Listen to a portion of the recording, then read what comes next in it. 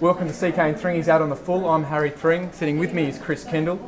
Chris, tonight under the new lights at Richmond Oval, West Adelaide, North Adelaide. What a cracker to open the season. Oh, an absolute pearler this one will be. Round 1 SANFL, we've been counting down to this one for so long, Thringy. It's going to be a fantastic game. West Adelaide and North Adelaide, you'd suspect they're fighting it out for that final spot in the finals. Westies, this is their real chance to improve third year under Andrew Collins.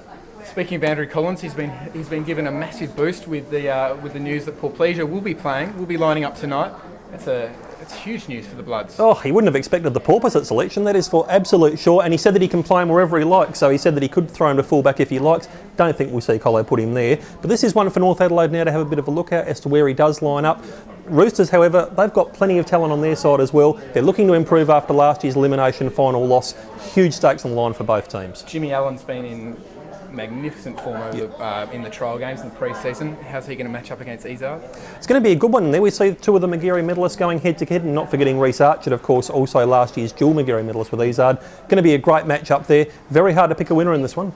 Moving on quickly, tomorrow, Sturt versus South Adelaide. Sturt, they're very heavily fancied this year. How do you reckon they'll go tomorrow? It's going to be a good test for them, actually, because we know that South Adelaide have got Ronnie Fuller now coming over, the former Eagles mentor, taking on the Panthers. He's going to make them play more accountable football out at Noarlunga Oval. You would think the double Blues in this one. You can get this game, of course, on Life FM 107.9. Going to be a fairly even contest for the first half, Thringy, but I reckon that the Blues will get over the line.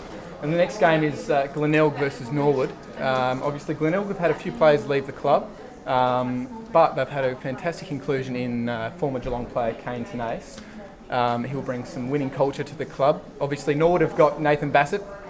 How's this one going to play out? Going to be an even first half again. Bass has been trying a few things with the kids out at the parade in the off-season. You would think that the Tigers will try and avenge a difficult few weeks for them. Of course, they've lost their CEO, Stephen Barrett, overnight, so interesting times at the Bay, but they should get over the line here. And with Eagles on the bye this week, yep. The final game will be Central versus Port Adelaide. It's a real David and Goliath battle, this one. Oh, certainly is. I mean, Central Districts have been the benchmark now for the last 11 years, and Port Adelaide Magpies, this is what they're aspiring to be. The kids are going to have a real crack at this one, but Central should pull away in the second half for quite a comfortable win.